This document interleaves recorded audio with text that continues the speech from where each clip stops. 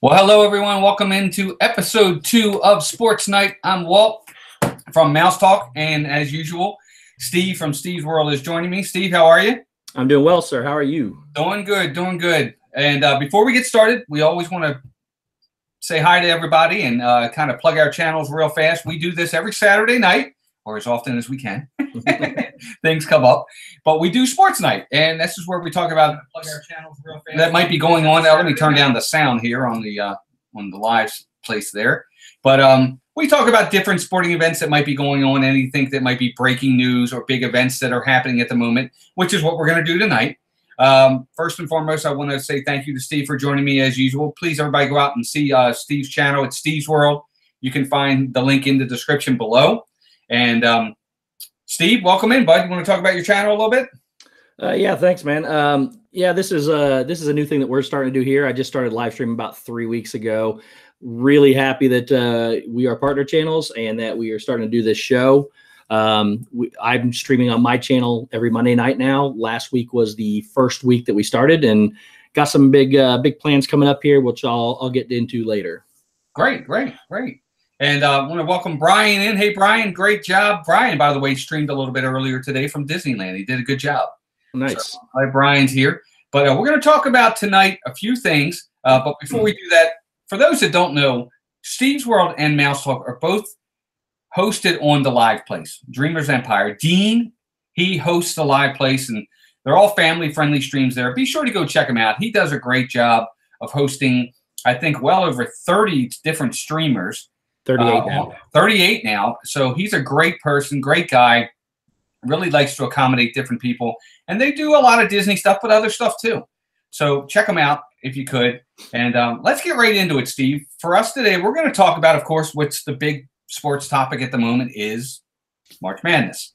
Mm-hmm. And March Madness is just tipped off. It started Thursday. And each round, for those that don't know, they do it on a Thursday, Friday, and then Saturday, Sunday for, I think, 3 straight weeks, Steve? Is that correct? Yeah. It's Thursday and Friday, Saturday, Sunday for the first 2 weeks, I think. That's it. And then just Saturday, Sunday. Then it breaks down a lot slower. Maybe it might be one more extra week. But I know it's no, it is just it's this weekend, it's next week, and then the Final Four is April 6th and the championship's April 8th. Gotcha. Okay, gotcha. And of course, NCAA March Madness is men's college basketball. They do it for the women's side as well. Mm-hmm. Both are extremely. Hey, Rob Fuzz, welcome in, buddy. Welcome in. Glad you're here. Power Channel. Please check out Rob's channel as well. They do it for both women's and men's. Both of them are highly competitive. Mm-hmm. And there's just nothing like March Madness. Wouldn't you agree, Steve? Absolutely. It's when you can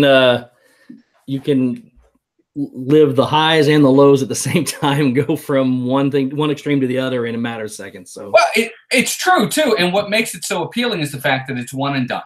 Yes. You know, if you have a bad night, no matter who you're playing, your season's over. You know, there is no second chances. You know, other sports, you get a best of 7, best of 5. This is what makes the March Madness tournament so wild. And that's why they call it March Madness, is because anything can happen. Even those teams, and we saw it last year for the first time, even teams that you would think are not going to win, any given night, anything can happen. Wouldn't you agree? Absolutely. And that sparks a bit of controversy when you talk to people about the selection process, especially because I'm a big believer in, I think the best 64 teams should be in the tournament. But that completely takes away, though, from an aspect of the entire feel of the tournament, and that is the Cinderella stories. And if you didn't allow the little smaller schools in that don't get the exposure, that don't get to play the better schools as the year goes on to get a higher ranking, you wouldn't have as enjoyable of a tournament, I don't think. So even though I would like to see the better 64 teams play each other, I think the way they have it set up is probably what's best for the fans and everyone involved. Oh, I agree. And I like the fact that hey, Nathan, welcome in. Everybody say hi to Nathan. He's in here. Good. Thanks for joining us, bud. Good to see you. What I'll say about this is every division, every conference, whatever you want to call it, has their own conference championships. Certain ones have what are called automatic bids, which basically means If you win your conference tournament, you're in the big tournament. You're in the March Madness tournament. Other conferences, not so much. You have to win your tournament, and then you need a little bit of help. And how you get that help is what's called selections. So we just want to give everybody just kind of a March Madness 101, just so they can understand where we're coming from. But it really is a great process. I do like the fact that they allow some of these schools in. And over the years, Steve, and maybe you'll agree, for the most part, these teams that are considered maybe not the best 64 that do get in sometimes, they earn their way in. There's been enough upsets to make it legitimate as to why they have a beef that they should say, hey, we should be able to be in here. Would you agree or no? Oh, absolutely. And one of the things, I guess what really, I'm from Indiana. I'm a Hoosier fan. I'm from, I'm the Big Ten. That's what we are. And we never had a tournament. And I guess the part that gets me the most from the other side of things is I think they should put more emphasis on the regular season than they do the tournament. Mm-hmm. So, and a longtime coach, very controversial, Bobby Knight, always thought the same thing. He fought against having a Big Ten tournament. They were one of the last conferences to actually get a tournament. And, I always thought it was, you need to put more emphasis on that. Now, granted, it gives the teams that don't have anything to play for something to play for, because if a team that's only won 4 games all year can make it through that tournament, they get into the tournament. But that's the ones I have a problem with, knocking a better team out, because they're going to be a 16 seed. They're going to play a number 1 seed. It's not going to generally happen that a 16 will knock off a 1, especially one that's only won 4 games all year and just happened to get lucky through their tournament. So some of these smaller conferences, and even some of the bigger conferences, you can get a team in there that's in last place in their conference, make it in, win that, and then get into the tournament and take a spot away from somebody that worked hard all year to get there that just may have been in a tougher conference. So that's the issue I have. But at the same time, I do like the Cinderella aspect of it. I just wish they put more emphasis on the conference champions as opposed to the tournament champions. Yeah, I agree. Well, I think for the most part, here's how I see that. I understand totally what you're saying. I think they do take the regular season into account, because even if a team take for instance the Big Ten, Michigan State. Okay, they both play each other in the conference championship. One of them wins, one of them loses. The other one's gonna make the tournament. They're gonna be in the tournament. I think where this comes into play are with those fringe teams that don't win their tournament, had an okay to fairly good regular season, that may get bumped for a team like you said that had a terrible year but happened to win a tournament. So I get what you're saying, but it's not like it would be knocking out. North Carolina wouldn't not make the tournament even if they didn't win their conference championship because of one of these other teams. The really good teams and who had the great regular seasons and had the hard schedules, they're going to be in it no matter what. Yeah. And I totally agree with that. And I kind of wish, I don't know, maybe it's more of along the lines of like they do with the NIT. You have to, or the NCAA football bowl games, you have to have a winning record to make the tournament. So if they would instill something like that, just to ensure that a team with a massive losing record doesn't get in, I would be okay. I would be more susceptible to understanding that form as opposed to that. Because like I said, yeah, you're right. None of the top teams are going to come out. But what could really be a true Cinderella story is somebody that's in the mid-range of a power conference that plays well and just is by default in a strong conference. Mm-hmm. They may get bumped because somebody with a losing record went all the way through and won their tournament. So absolutely, I agree 100%.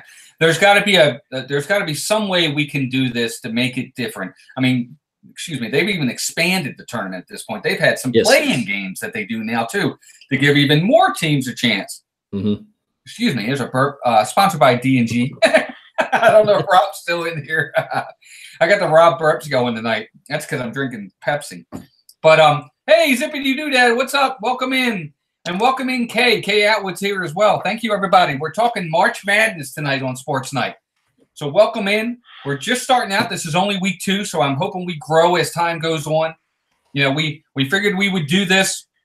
We got tons of other streams during the week, which are fantastic, talking Disney. And Steve and I as well, we talk Disney during the week. But we figured maybe on the weekend we jump in with some sports stuff too, for those that are interested in that. So we appreciate you all coming in for sure.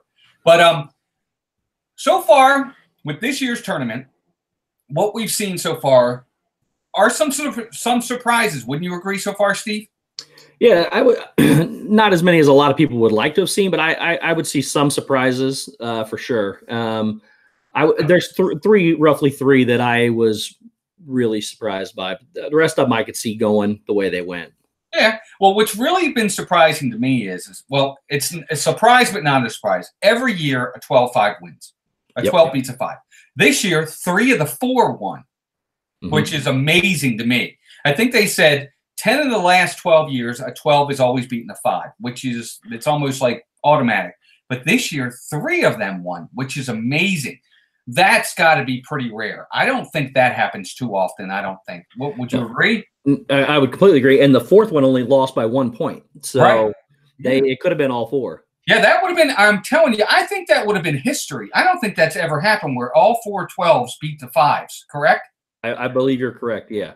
Yep. Hey, welcome in. More sunshine, please. Thank you for being here. We appreciate it. We're talking March Madness on SportsNite. Glad you're here.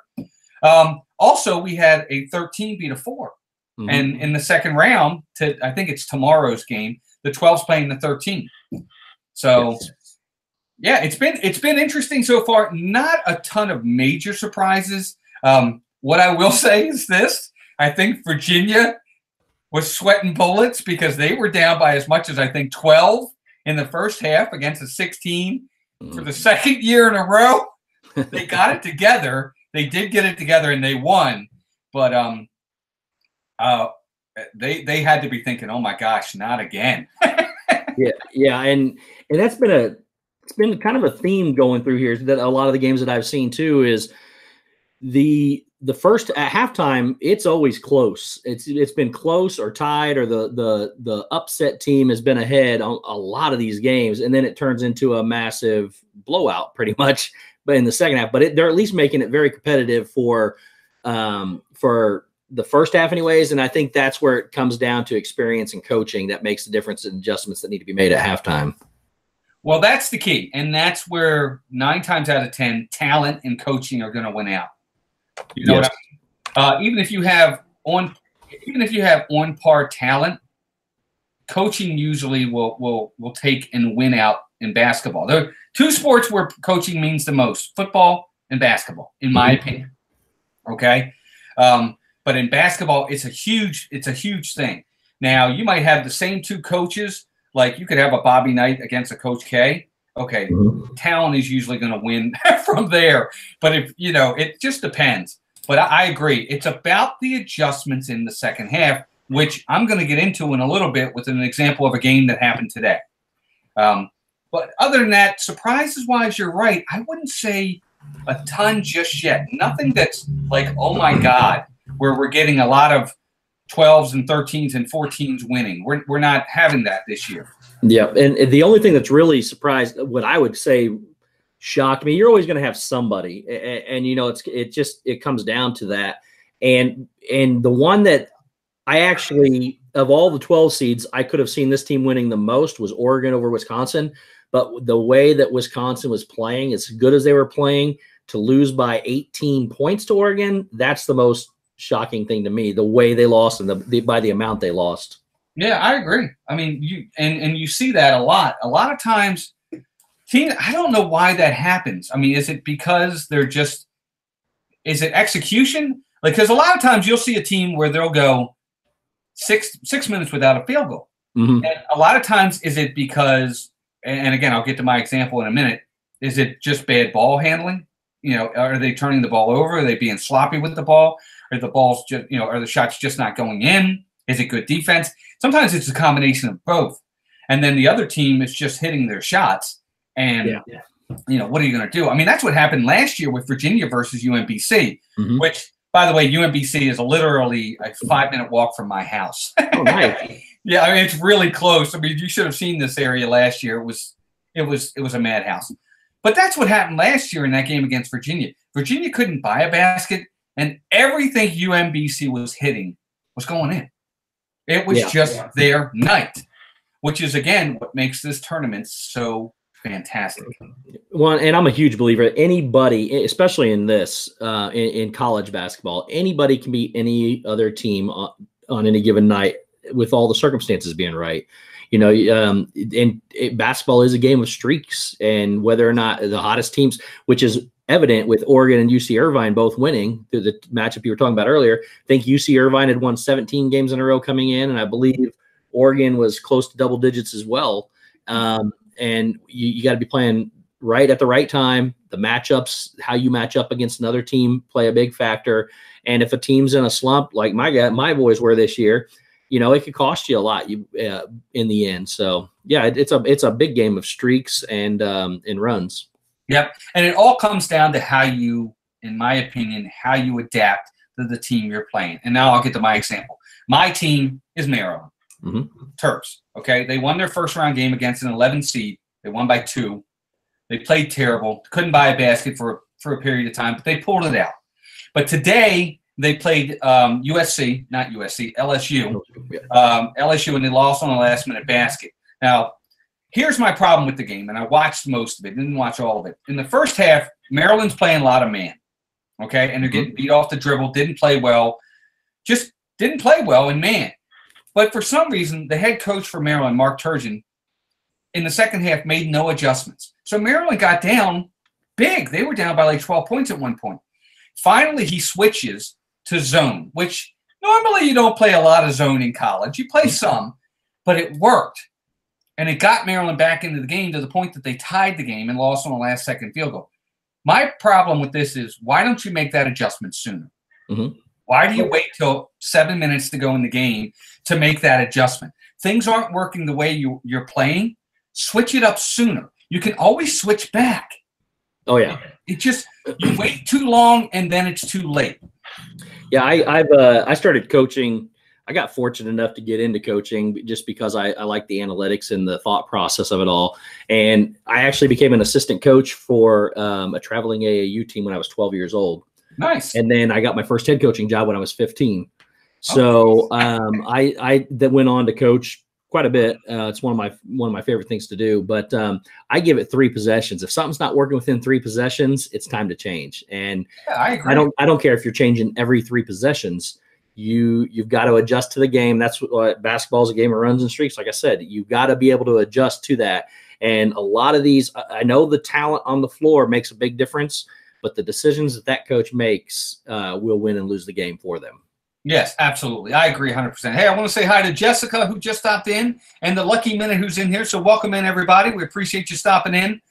Saturday nights, we do Sports Night, where we talk about breaking news in sports, all the different sports and any of the big happenings going on. And, of course, right now in the world of sports, nothing's bigger than March Madness. So that's what we're talking about. So I'm glad everybody's here, and welcome in. I'd have to say, Steve, for me, the matchup to watch going forward right now for what's coming up with the rest of tonight, because there are matchups going on as we speak, and tomorrow, the big one to me that I'm really interested in is the Auburn-Kansas game.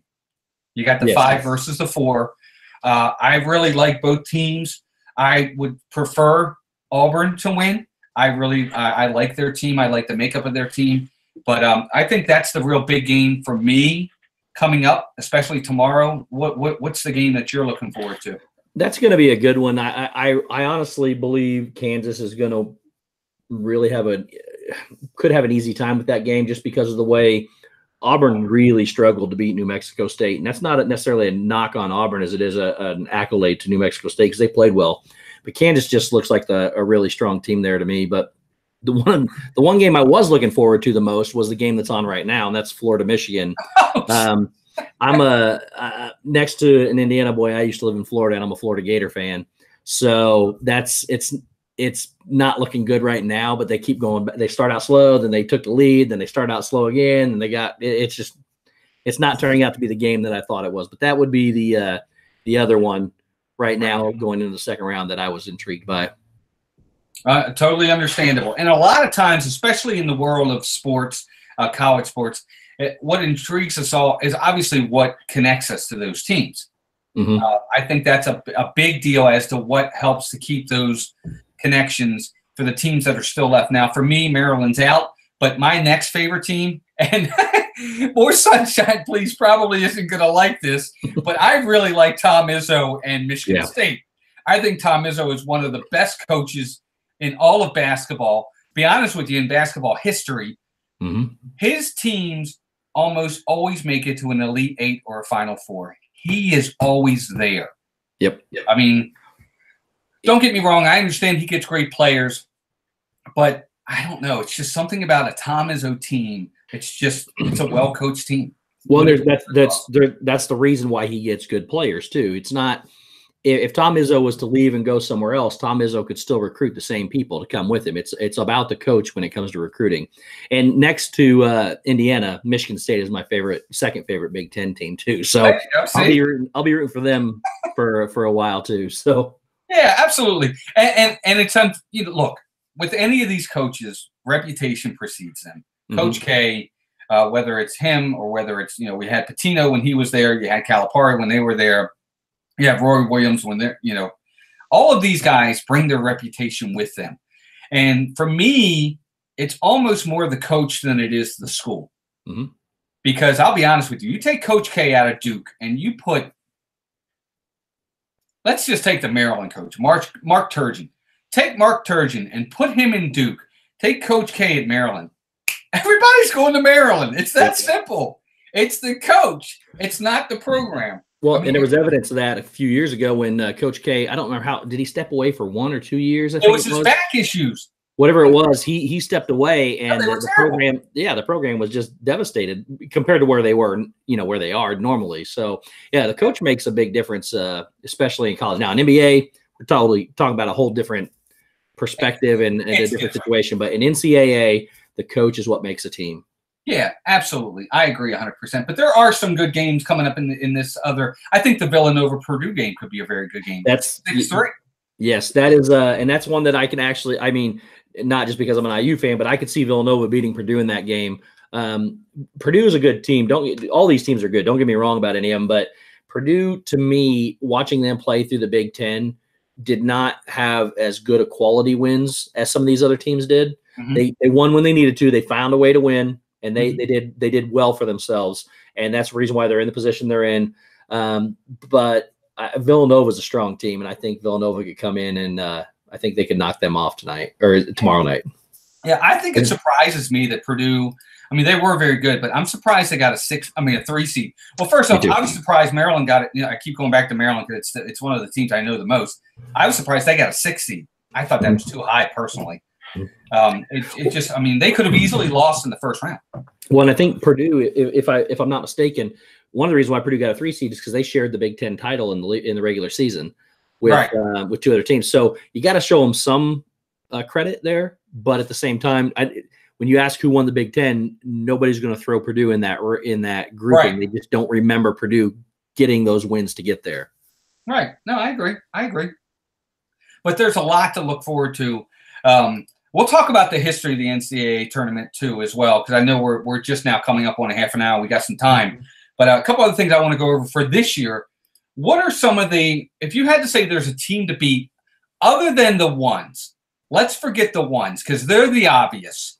If you had another team that you would say, watch out, this could be the team that takes the entire tournament, other than the ones, who would be your team? Who would you say would be the one? Other than the 1 seeds, is that what you're saying? Other than the 1 seeds, because they're the obvious choices. And I'm going to go past the 2 seeds as well, because I think Michigan State, Michigan, Kentucky, and those guys, I think they're all up there too. But the team that I think that will shock a few people is Houston at number 3. Now, that's not necessarily stretching it to get down there, but I really think watching them play, I think they'll beat Kentucky, especially after watching Kentucky play today. I mean, they one game at a time, they got to get past Ohio State first. But I think they could be the only team I can see possibly knocking off North Carolina. And again, anybody can beat anybody on any day. But going by resumes and what you have there, Houston's the team for me. And the way they manhandled Georgia State in the first round was sheer dominance. So I can see Houston doing well. Absolutely, that's a good pick for me. The one that I like is Virginia Tech. That's my pick. I think that they'll have a pretty easy time with Liberty. maybe I'm wrong. Maybe they won't. But I can see that, and already just like that, you're in the Sweet 16. Now they would have to face Duke, assuming Duke's going to win their matchup, which I think they will.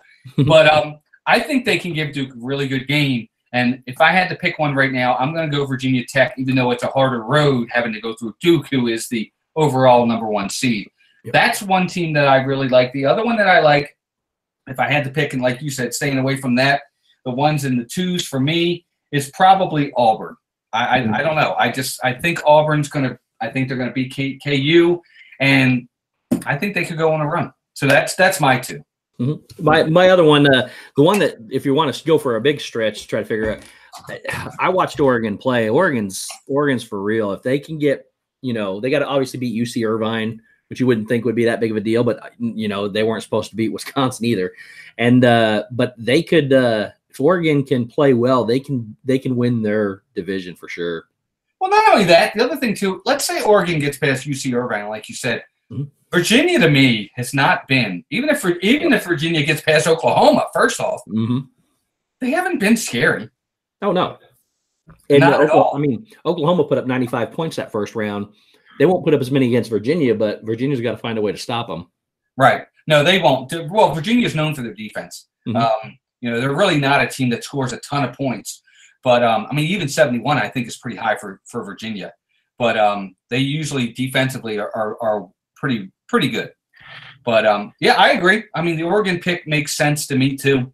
I could easily see them being in the Elite 8. And then even if they got to the Elite 8 and let's say seeds play out, they would have to play Tennessee. Yes. Which is, again, a game that I don't see it being a game that's, oh, my God, they're going to lose. So that's another good pick. That bracket, the South bracket there is probably, in my opinion, you don't want to say weak, but it is probably the weakest. I would go with the term overrated bracket. Again, I think Purdue is a very, very fortunate team to be at 3 seed. Mm-hmm. I think Tennessee is fortunate to be at a 2 seed. And like you said, Virginia at #1 isn't as scary to me as the other 3 even.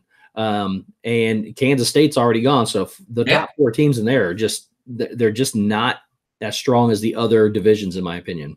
No, I agree 100%. Yep, I agree 100%. Meg was in here. Hey, Meg, welcome in. I know you're not staying long. I appreciate it. Thank you for stopping in and giving us a thumbs up. Definitely helps the stream. We appreciate it.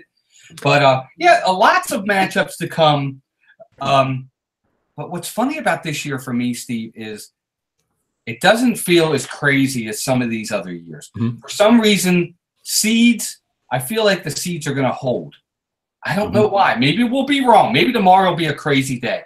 But for some reason, for the most part, other than the 12-5s, which we talked about, so far the seeding hasn't been crazy, and they've held serve. And for some reason, I don't feel like this is going to be one of those crazy March Madness years.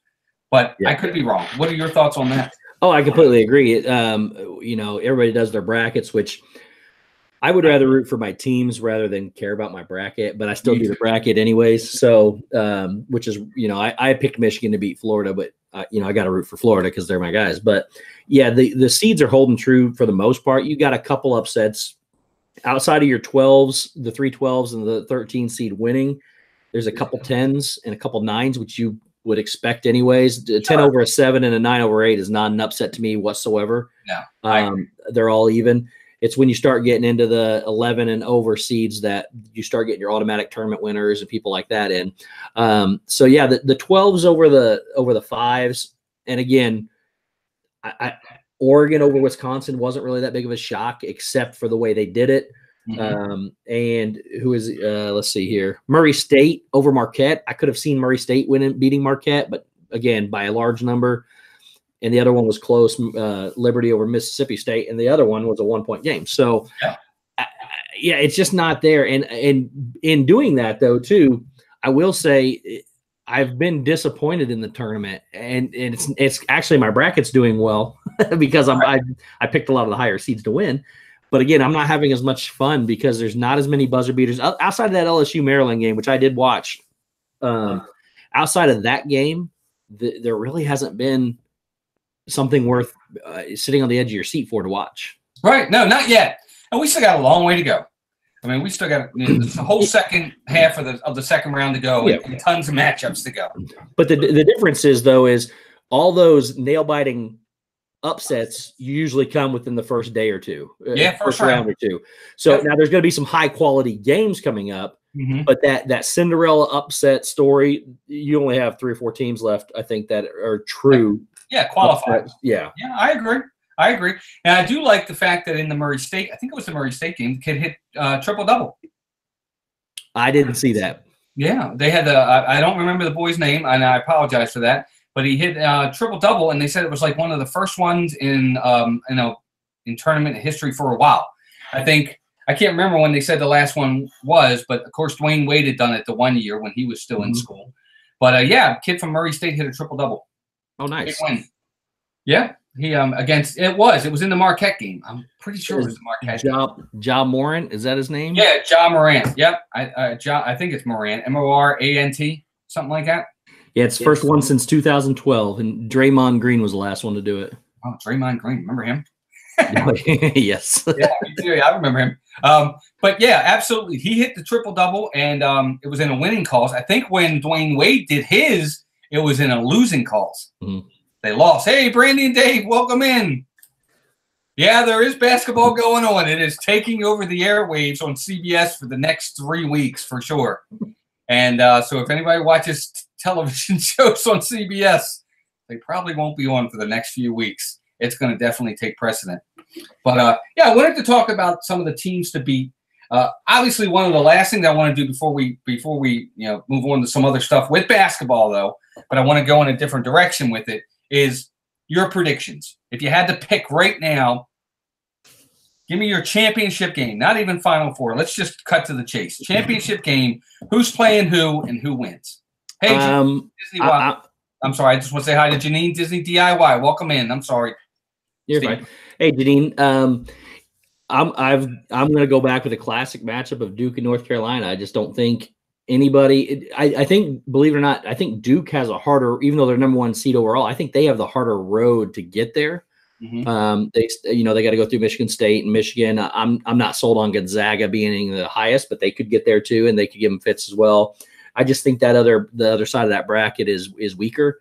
Watching Kentucky play today, I was not impressed at all. Wolford gave them a great game and really honestly should have won. I just see I don't, unless Houston knocks them off, I just see it being Duke and North Carolina. Okay. And I'm going with Duke in the final. I just think they're too good. Okay. I'm going Michigan State, North Carolina. That's my pick. I just really, part of it is my heart. I really, like I said, I like Tom Izzo. I can't stand Duke. Yeah, I can imagine where you're at. No, I give that. And with all my buddies and everybody we talk, they asked me who I picked. Whoever the Duke Michigan State winner was is who I was taking the rest of the way. So I filled up my entire tournament bracket except for the Duke Michigan State game, and then waited. And whoever I did that, I was moving them on to the the Final Four, the final game, and then the champion too. So I think that's your real championship game. Yeah, I agree. I mean, it's always easy to take the higher seeds, but there's a reason they're the higher seeds. That's why they're there. They're there because they've earned it. They're there because they have the coach. They have the pedigree. They have the talent. The old saying, you can't win without the horses. Well, they have the horses. Oh, yeah. And they play tough games all the time. So it makes perfect sense. I agree 100% with that. But we'll see. You know what? Every single time we think the #1s are going to get there, and all of a sudden, whether it's because they just have a bad game or the team they're playing just plays lights out, you always have one or two that fall by the wayside. Yep. So you never know. Would you agree? Absolutely. It's rare that you get all 4 #1 seeds get there. I mean, it doesn't happen that often. And there's usually, it's very rare actually too to get all 1s and 2 seeds as well. There's usually somebody else that's in there with them. They don't usually win, but in the Final Four, there's usually another team in there besides a 1 or a 2 seed. So, absolutely. Wasn't it just a few years ago when we had Butler play Duke, and Butler was weren't they a 10? I think they were, and they lost on that. They lost by 1, I believe, and Gordon Hayward, I think, was the one that threw up the last shot at half court, and it rimmed in and fell out of the rim. Yeah. But yeah, that was a great game. Yeah, talk about Cinderella story. That's one of those ones where, and actually that was one of the things I wanted to talk about next, was talk about some of the best moments we remember throughout, that we've witnessed in the NCAA tournament, which I'm sure we'll have a lot that overlap. And I know we didn't talk about this beforehand, but I want to make sure we touch on it because there's been so many great moments.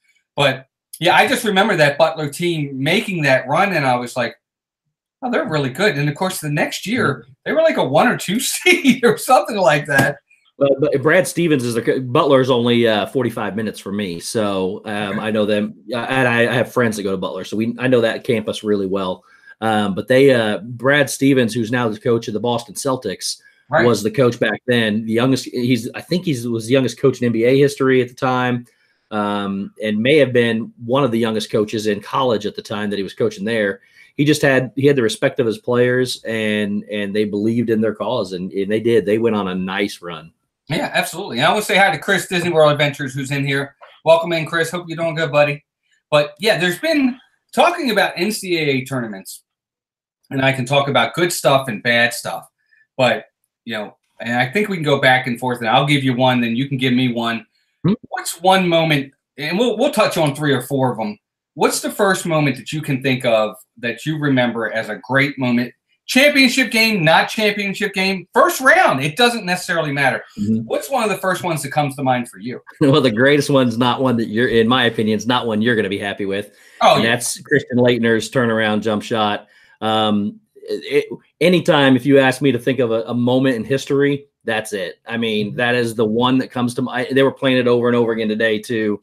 It is just, it's probably because of the caliber of game and the caliber of the teams. That was was that the championship too? Was it not? No, it was not the championship. Semifinals. So they, it's just that pass, full court, turn around at the free throw line. He sunk it, and the elation in those kids afterwards has got to be the one that sticks out the most for me. Yeah, and that was going to be the one I was going to hit on first as well. What I'll tell you, what I remember about that for me is, and of course you were there too. I mean, you were alive. I always say it that way. I can always feel old. But what I remember about that is first off, I remember saying to myself, why isn't anybody on Grant Hill? He had a clear look. I don't understand why you don't put anybody in his face to not allow him a clean throw. That was the first thing. Go ahead. That's right. There was no time left. I mean, it was, what was it, 2 seconds? 1 second, something like that? Something like that. Yeah, I mean, he had enough time to dribble and turn because he did put the ball on the floor. He dribbled once, turned, and shot. So he had at least 2 seconds because I don't think you can be under 2 and be able to at least dribble once. Maybe not. I might be wrong. But either way, that was the first thing I was saying to myself. I was like, why isn't somebody on Grant Hill? Because he got a free look, and he made a perfect pass.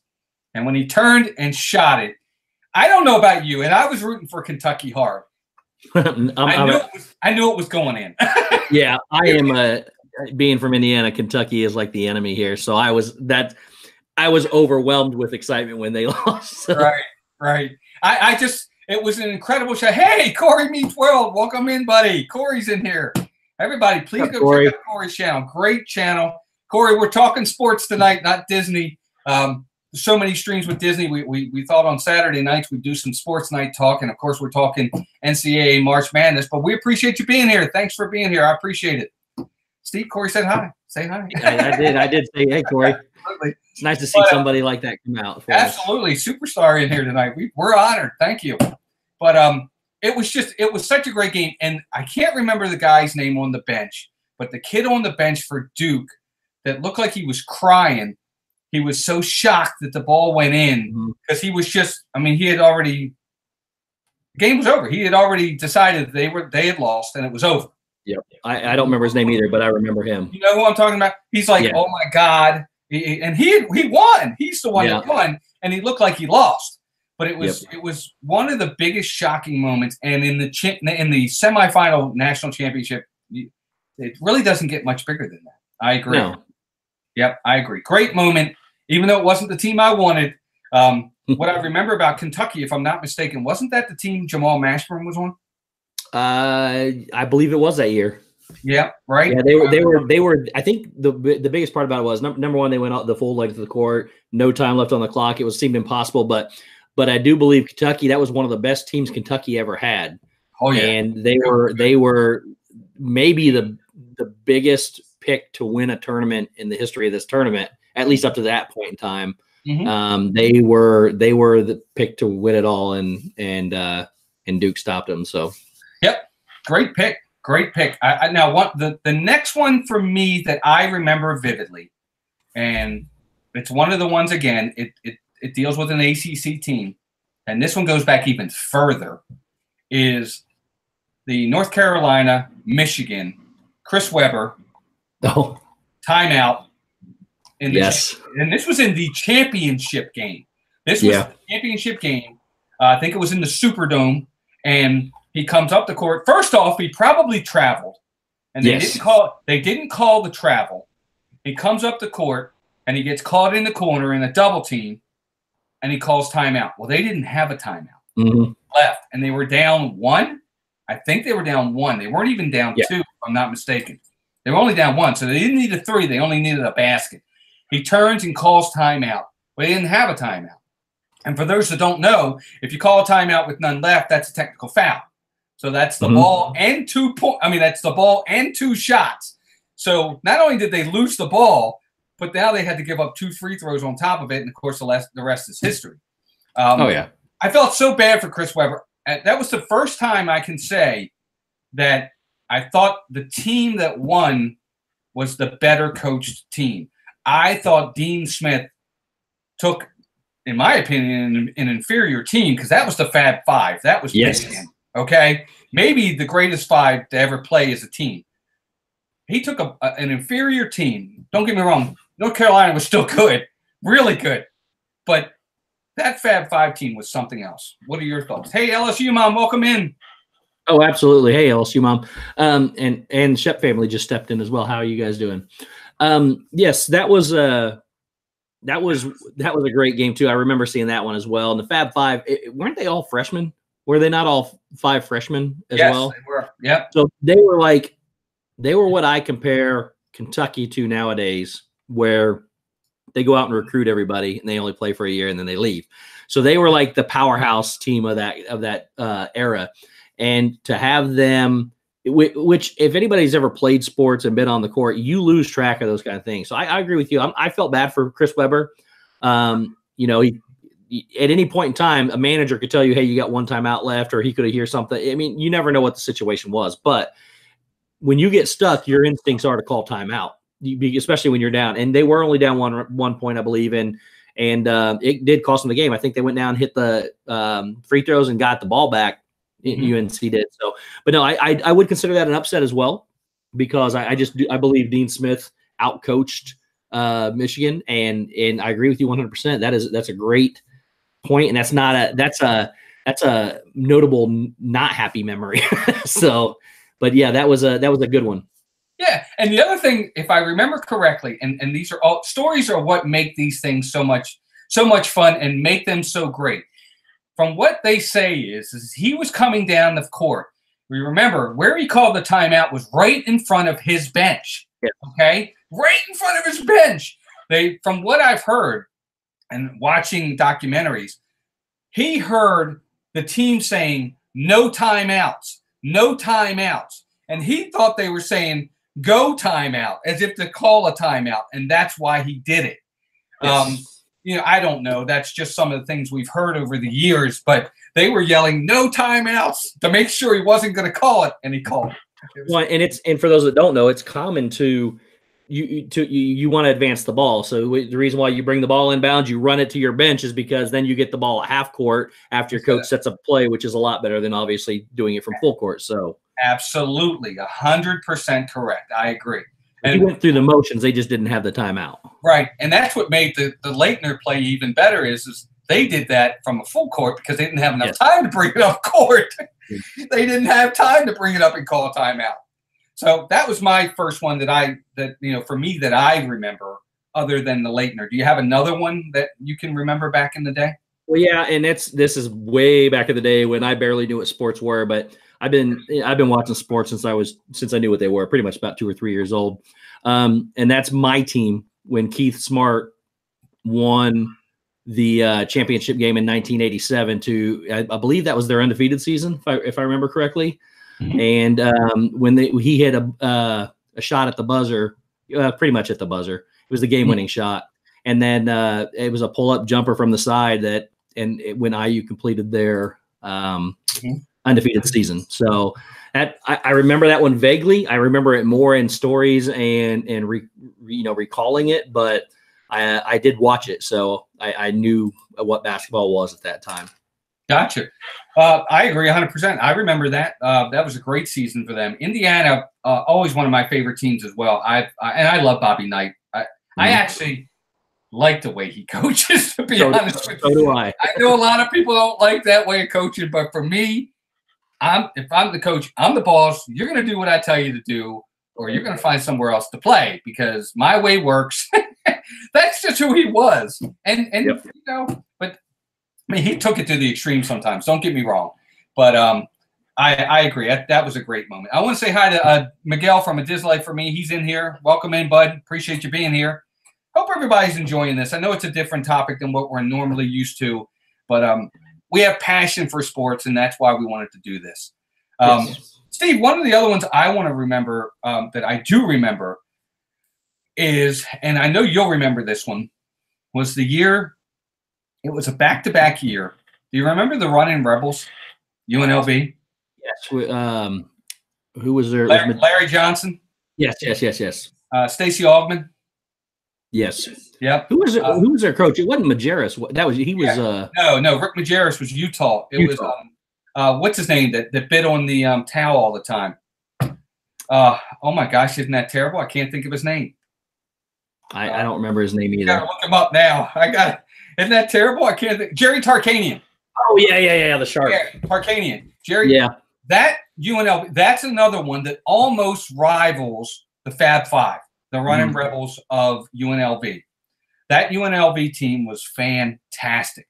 And again, correct me if I'm wrong, that one year they played Duke in the finals. It was the championship. I think UNLV, if I'm not mistaken, crushed them. They beat them by like 25 points, or was it the other way around? I can't remember now. But you had two of the best teams going, and if I'm not mistaken, UNLV just absolutely smoked them. Or yeah, they beat them by 30, and it was in 1990 when they beat Duke. Yeah, they just crushed them, and that Duke team was a good team. Yeah. That was a good Duke team, and they just killed them. Stacey Augmon had a nice career in the NBA. Larry Johnson had a really good career in the NBA. But it was talk about a juggernaut team. That was one of the teams. For me, that's another one of those that I remember. What about you? What about another one for you? Oh, another.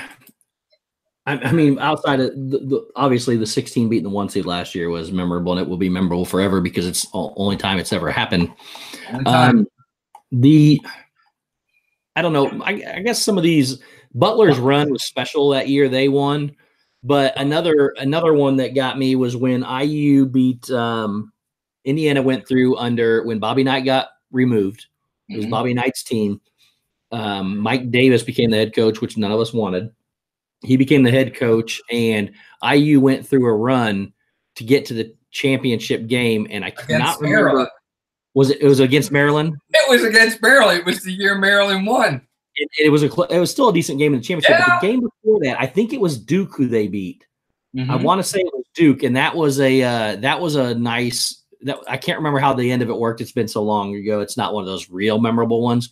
But the way I would say their whole run through the tournament is because I don't even remember what year they were. I mean what seed they were. They weren't high. I think they were 7 seed. Yeah, it was one of the original lower seeds to go through. Now I know sometimes we've had a few recently that get through there, but they were their run through that. I remember exactly where I was when they beat. I think, like I said, I think it was Duke. I remember where I was when they beat them to get there. Or no, you know what? It wasn't Duke. It was Oklahoma. It was Kelvin Sampson in the Final Four game to get to the championship game because we wound up getting Kelvin Sampson after that. And that was a team that was supposed to win it all that year. And I don't remember who IU beat to get in there. It might have been Duke to get into the semifinals, but it was Kelvin Sampson in Oklahoma who they beat. That I remember that now. Right. And that game right there, I chewed off every one of my fingernails. I didn't move an inch for the entire game from start to finish. It was a classic, nice game. And I think that was, oh man, I can't even remember who's on there. That wasn't Calbert Chaney, was it? Do you remember? Yeah, I think it was Calbert Chaney that year. So, that whole run for me was special. Yep. Calbert Chaney, great college player. Unfortunately, wasn't quite that good in the NBA with the Wizards. I remember because the Wizards drafted him. But I did like him. I really did. The one moment for me, and this is a biggie to me, it wasn't a championship game. It wasn't a semifinals, but it was one of the most important, meaningful moments in NCAA history to me, and I think to a lot of other people. If you remember the story of Hank Gathers, who played for Loyola Marymount, Hank Gathers had an irregular heartbeat. And Hank Gathers, in the middle of a game that season, died on the court. If you remember, he's coming down the court after a thunderous slam dunk, playing for Loyola Marymount. Halfway down the court, transitioning back, he fell to the floor, and God rest his soul, he died right on the court. Well, that season, Loyola Marymount, I always get choked up. I'm sorry. It means a lot. It really did. It meant a lot. That season, Loyola Marymount dedicated the rest of the season to Hank Gathers. And they went on a beautiful run, and they made it into the tournament. And I think they actually won a game or two. But what I remember most about that was Bo Kimball, who was his best friend and teammate, said that he was going to shoot his free throws left-handed. Do you remember that? Yep. Because Hank was left-handed. And he said, I think he was left-handed, but it was a tribute to Hank Gathers. And I remember when he got to the line in the first NCAA game of the tournament, he got to the line and put that ball in his left hand. Everybody was praying, please make this. And sure enough, he sank it like it was nothing. And the crowd went crazy, and they won the game. What a great moment. I get chills just thinking about it. I'll never, ever forget that. That was such a wonderful moment. It breaks me up right now thinking about it. That was awesome. Oh, yeah, that was – when you have – I think he's only the second person to ever die on a court in a game. I could be wrong. But I think he was the second player, maybe the second player to ever die on a court during a game. But – when you have something like that happen, though, and that means being the good person that he was and the good guy that he was, being on a court with a bunch of teammates, the way they honor him is incredible. Just like, is it LSU that's playing in the tribute right now for their – I believe it's LSU when they beat Maryland today. They had a player that it wasn't on the court, but he got shot earlier in the year. Yeah, and he was number 44. So when they hit 44 points – they stopped, huddled, and talked about it. And then at the end of the game, they pointed to the ceilings and threw up the numbers 44 everywhere. So that kind of willpower can do a lot for a team when something like that happens. Yeah, it was such a great moment because everybody. I mean, it was dead silent when he went to the free throw, and I can remember sitting there with my friends thinking, "Please make this shot for this kid. It would be such a great story." And sure enough, he did, and they won the game. And I think they won the next game and made it to like the Sweet 16 or the Final 8. And then I think it might have even been the year of the running Rebels. I think they ran into the juggernaut of Duke or UNLV or something and got crushed.